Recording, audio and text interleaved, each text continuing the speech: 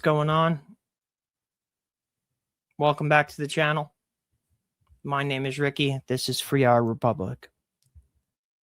And it's FreeOurRepublic because as long as we allow our political appointees to be bought and sold, they will never put the needs of the American people first. They will only put the needs of the donors and the money that elected them first. And the American people will always come second. This applies to the Republican side and the Democrat side of the aisle. And as soon as enough people wake up to the fact that this is happening on both sides of the aisle, we may have a chance to get our country back. But it won't happen until people stop playing into the left and right divide, put down their differences, and fight to get our country back. We can worry about the left and right shit after we fix the problems at hand. Because as of right now, after Thomas Massey's race, I don't think voting in this country even makes a difference. It all depends on how much money they want to throw at an election.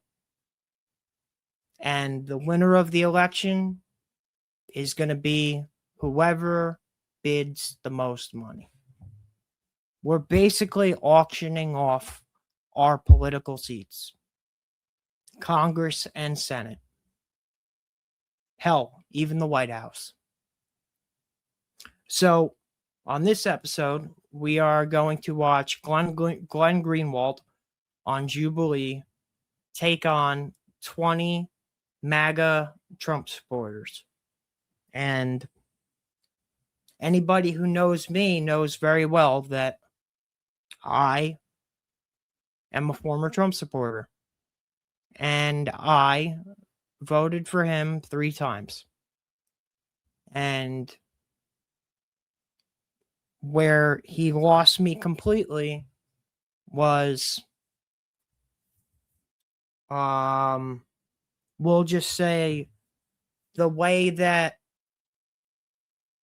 the events around CK were handled and the truth behind that story, because I feel like our administration is complicit in a cover-up, and I can no longer support them. So that was my red line. Let me know what your red line was in the comments, because everybody had one, or still has one, for that matter. So we're gonna watch bits and pieces of this video of Glenn Greenwald taking on Donald Trump supporters. I've tried making this video a couple times. I tried live streaming it, got taken down, community violations. This is like my 4th time trying to record it. I am going to be very careful with how I do this. So, claim number 1. President Trump is more of a war-making president than a peacemaking president. So, here we go. Is more of a war-making president than a peacemaking president. If you would like to debate this claim, please get to the chair in 3, 2, 1. Okay. First thing we're going to take notice of in this scene right here. He's got 20 Trump supporters sitting there. We'll start from the right, bottom right, or we'll start from the bottom left and go clockwise. You have one sitting down. You have 1, 2, 3, 4, 5, 6. Then you got the guy in the MAGA hat over here. He's standing up. Another guy, 7, sitting down. 8, 9, 10, 11. So out of the 20 Trump supporters, 11 of them didn't even get up to try to defend this point. Because they know they can't. Trump is not a peacemaking president. Hey, nice to meet you. I'm also going to skip through this guy because he got voted out and he was kind of pointless. I am going to go through the fact checks though. In January 24, Trump criticized Biden for dropping bombs on Houthis in Yemen, calling him the worst president in U.S. history.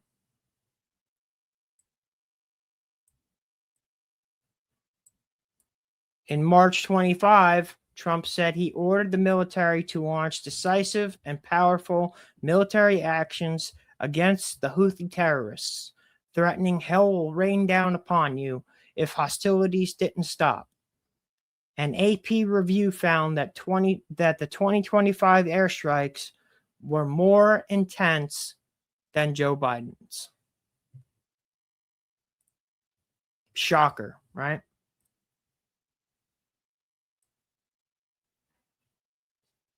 So let's skip forward to this guy right here, right? Because this other guy got voted off. So Peace Prize and also said that he prevented that conflict. hold on, here we go, and back up a little bit. Further conflicts. Yes, but you can't prevent conflicts by starting conflicts. Starting What do you conflicts mean? is starting conflicts. What? Can you you not stop use the wars pause they there. just start? Can you We not got to pause start? here, Mike. We got to pause here. You've been voted out by the majority. Please return. Thank God, because that guy was horrible. So in reference to Trump being a peacemaking president or a warmongering president, let's say, for example, let's start with the conflicts that he did indeed stop, right? For example, Pakistan, India. Pakistan nominated Trump for the Nobel Peace Prize. They said that he specifically played a big role What in did preventing India that say? conflict. Well, India disagreed, but Pakistan regardless said that he Okay, now Pakistan, India. Pakistan nominated Trump for the Nobel Peace Prize. And India said that Trump didn't play a big role.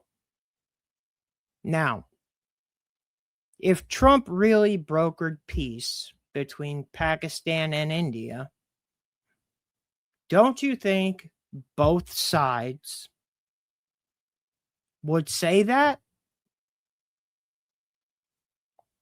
Right? But that's not what happened. Pakistan said that Trump played a big role and they nominated him for a Nobel Peace Prize to kiss his ass because they know that he wants his ego stroked. So that is why Pakistan nominated him for the Nobel Peace Prize, and India said he didn't play a major role. played a key role in preventing it.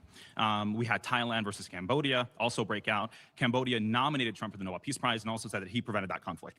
I'd also say in reference to Venezuela, obviously no one thinks that Maduro was good there. The tyranny was crazy. The way that he was leading the government, everyone agrees. But he was able to take Maduro out. And Daisy Rodriguez, who's now the vice president, is very, you could say, subordinate or servile, right? 50 million barrels of oil, restricting Cuba. All right, so let's talk about the Nicolas Maduro raid. Because this is just Make it make sense. Everybody, let me introduce you to narco-terrorist Nicolas Maduro. This is him arriving in Washington, D.C. after Delta Force, the DEA, and FBI flew in by helicopter over the basically through the entire country of Venezuela, where not a single shot was fired. Maduro and his wife were taken, and we'll come back to his wife in a minute. And they were flown out of the country without a hitch. All right. So,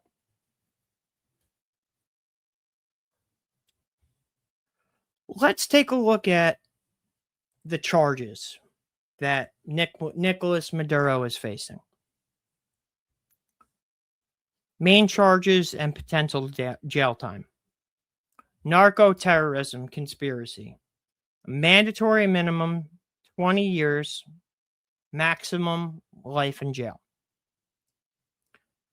Cocaine importation conspiracy. Mandatory minimum 10 years, maximum life in jail. This one is a good one. Possession of machine guns, destructive devices during the drug crimes, mandatory 30 years. So we are charging somebody for possession of machine guns that he had in his own country, not in the United States. Does that make sense to anybody? Not really, right? Conspiracy to possess machine guns up to life in prison. So he's looking at 3 charges that could very well lead him to life in prison.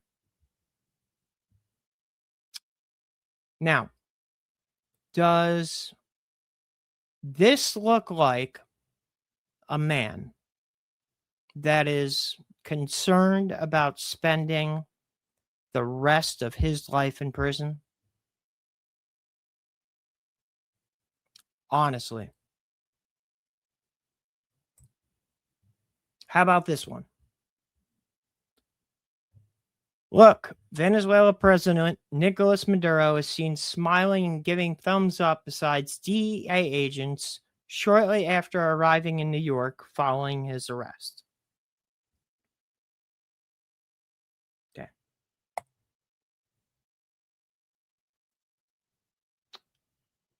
And let's talk about the wife. For those of you that don't know, it is extremely out of the ordinary for the wife of one of these people, a terrorist, somebody on the most wanted list, FBI's most wanted, anything like that. It is extremely unusual for the U.S. to take the wife as well, unless there was a deal. Now, let's think about the raid. These guys fly in, multiple helicopters. They fly across the Caracas Mountains. No anti-aircraft, no guns fired at all. they take him and his wife and fly out of the country, and not a shot is fired. So it's like the U.S. military and Delta Force and DEA, FBI, whoever was on this raid, they went in like the Foot Clan from the Ninja Turtles and just made Maduro and his wife disappear.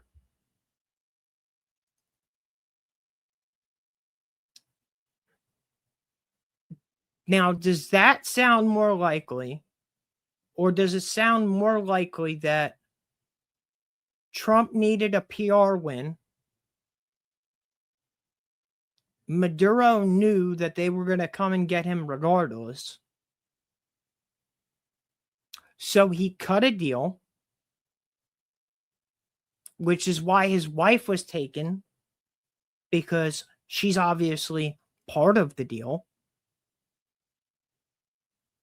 And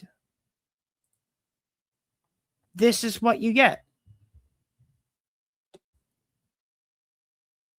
So I believe that the raid happened,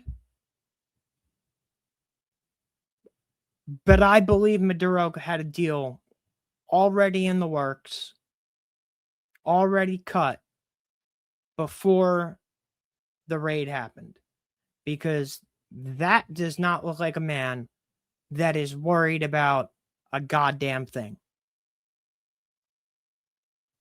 That is a man that knows he's going to be just fine.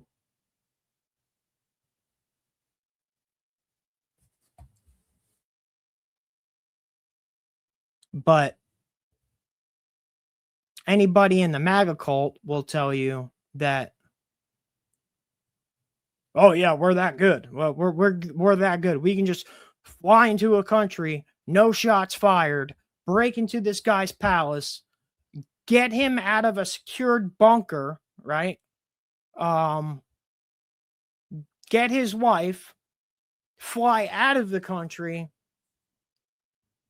and everything went off without a hitch.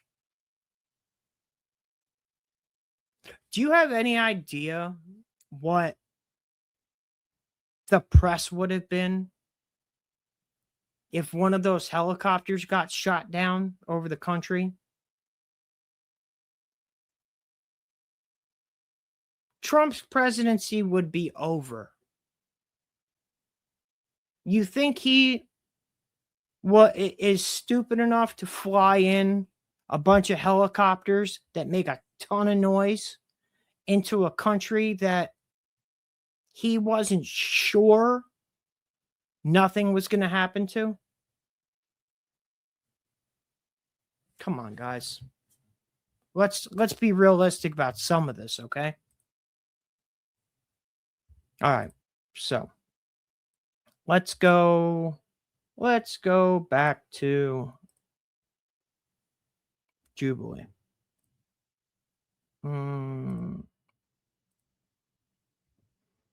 At the stage.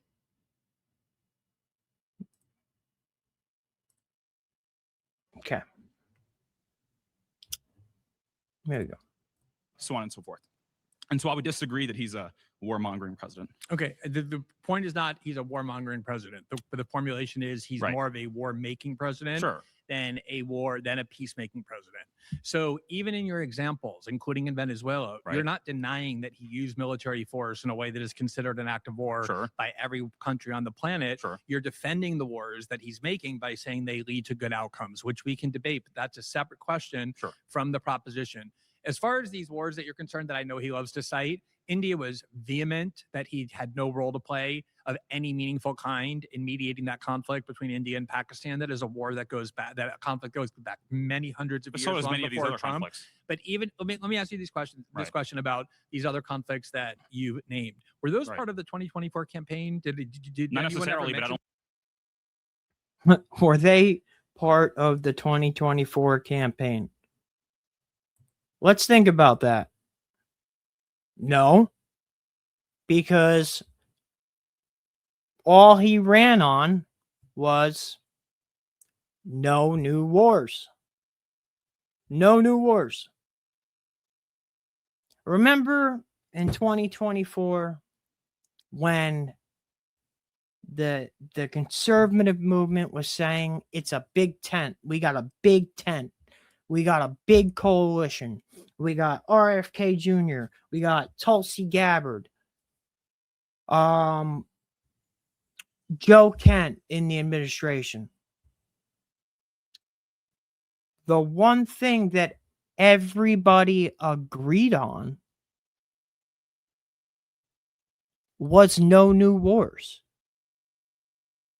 That's how you managed to put that coalition together. If he did not run on the platform of no new wars, he would not have the coalition he needed to get elected.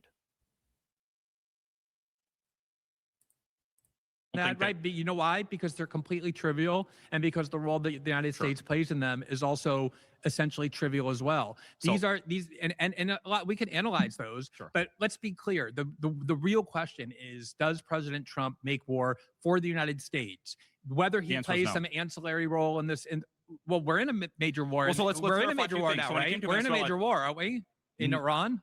I mean, sure, we're in a conflict, but I don't think. Here is another prime example of the propaganda.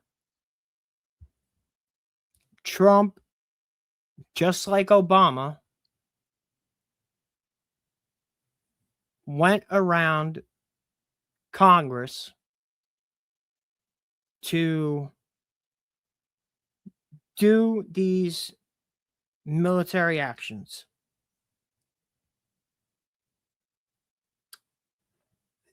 A war powers resolution was put to the floor. And do you know who squashed the war powers resolution? Of all people, the Democrats.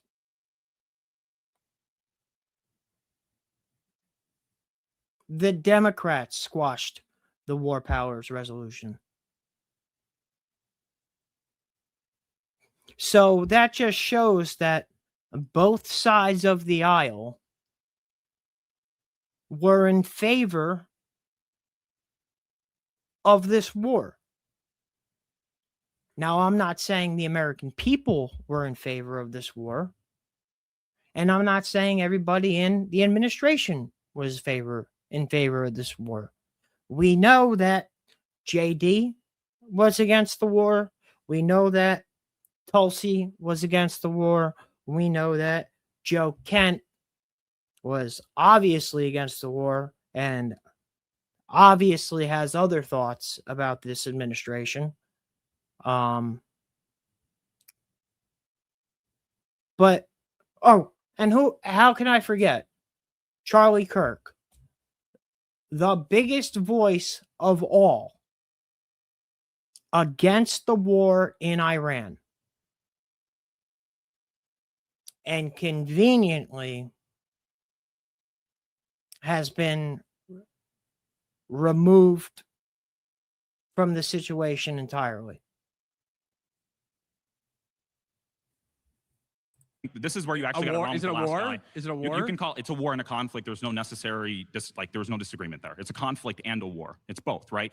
But the conflict didn't start recently, right? In 1979, Iran kidnapped 66 Americans and held them hostage for over 400 days, right? So why did they do that? Happened because they're anti-Western, but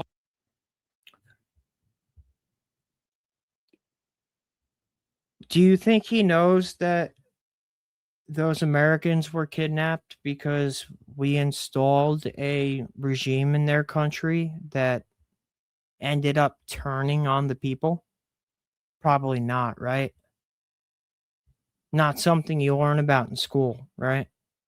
hold on, just let me finish this. So the conflict with Iran, or our issues with Iran in reference to specifically the Islamic Republic, started more there. In 1982, 3 years later specifically, there was the Beirut barracks bombing, which I'm sure you're familiar with, where 242 Americans were killed in Beirut. They were there as a peacekeeping force, actually. And guess who specifically, I believe in 2002, a federal judge actually ruled that Iran supplied Hezbollah and gave them intelligence to kill 242 Americans. On top of that, I believe in Venezuela, they have the Quds force as well that is there. They fund three main terror groups. According to the FDD, they spent about $16 billion doing so, right? Hezbollah, the Houthis in Yemen. And by the way, the last guy, you were also wrong. $200 billion worth of economic damage in reference to the Red Sea, where 1/10 of trade were goes we at through. war with Iran when President Trump was inaugurated? No, we weren't directly in Are we in at terms war of- now? Right. So I he think made I would, that I war, would say, right? wait, He hold was a on, war hold on, maker. hold on, stop. No, So I'd say I that we- talked a lot. I would say that we're already in a conflict. I would say that yes, generally, not like war in terms of declaring war conspicuously, but yes, we've been in a conflict, a long-standing conflict. The proposition specifically. is President Trump is more of a war-making Right. president. I don't think any of those than conflicts were made by Trump. That's where you're wrong. India and Pakistan were in conflict prior to the war that Right. you And mentioned, right? we were in conflict with Iran. Exactly. prior There to are a lot this of people as who well. are there are a That's what lot you're of not there are a getting. lot of countries that are in conflict with one another. Right. They're not We all agree. at war. Most of them are not at war. The United Right. States became in a war with Iran when Israel and the United States announced that they were attacking Iran and started a war with Iran. Of course, Right. there's conflicts. There's conflicts between Brazil and Argentina. There's Sure. conflicts between Peru and Uruguay. There's But you're conflicts being, between. you're being vague. I'm being very specific. I'm talking about a war. There's a difference between smaller conflicts, or like a general conflict that's going on for a long time, and like a large scale war, and even like, for example, small military engagements. Like, for example, Midnight Hammer, we bombed Natanz. I don't. What do you even say to this? You're being vague? Like,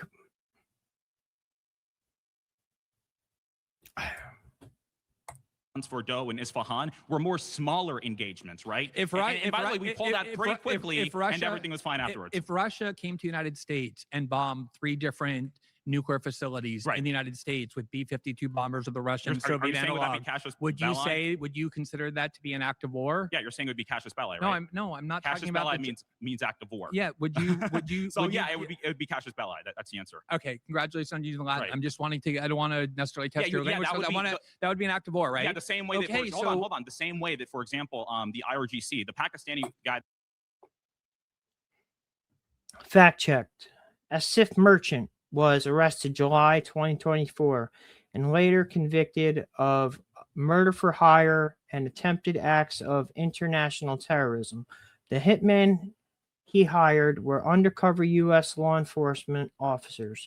During trial, he said the IRGC sent him to the U.S. to carry out political assassinations. That was recently convicted. He admitted that the IRGC paid him and tried to give him intelligence to assassinate Donald Trump around the time where Butler happened. That's also casus belli. Were we the at fact war that the with IRGC Iran tried when, to kill our president? Were we at war with Iran? Were we at war with an act Iran? of war. We've been. This kid won't let him shut up. And I guarantee Glenn's going to ask him right now, were we at war with Iran when Butler happened?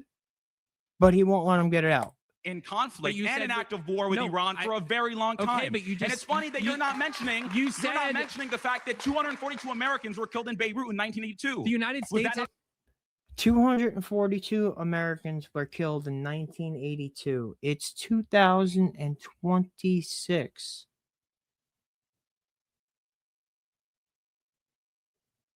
So we're talking about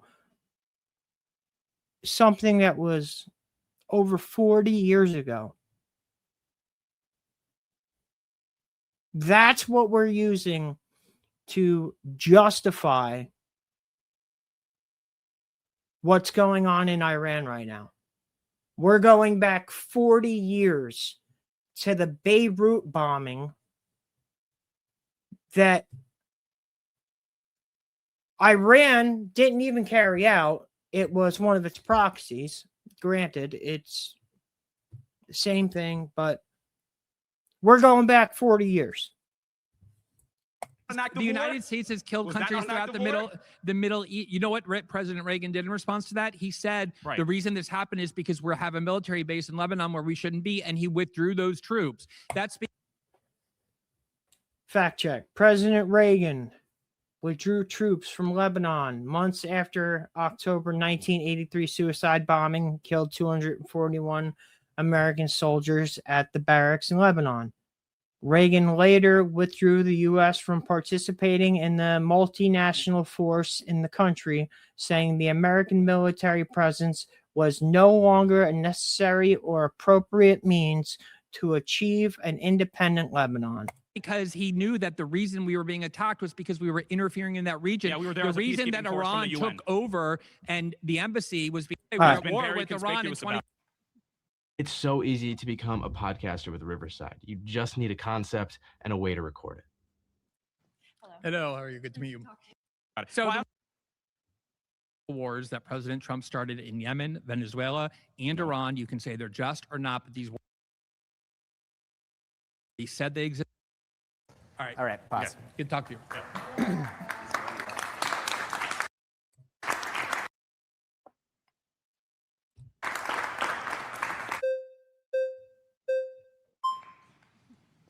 Hello, how are you? Good to meet you. Okay, nice to meet you too.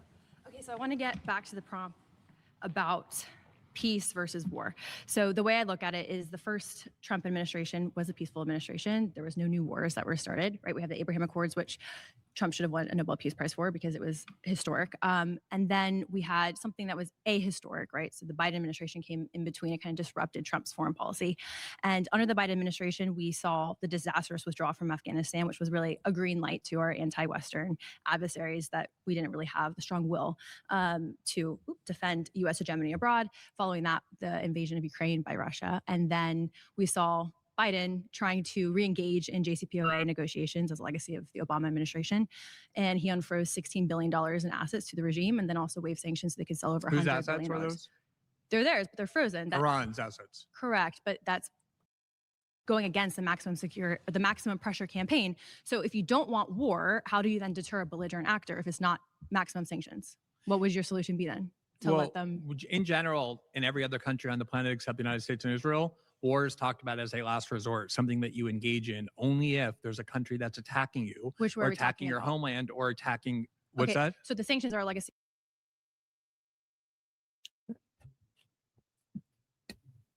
Now, listen, you may agree with me and you may not agree with me. But what right do we have as Americans, as the country of America, to freeze or steal or take $16 billion that belongs to another country? Now, I understand sanctions. What right do we have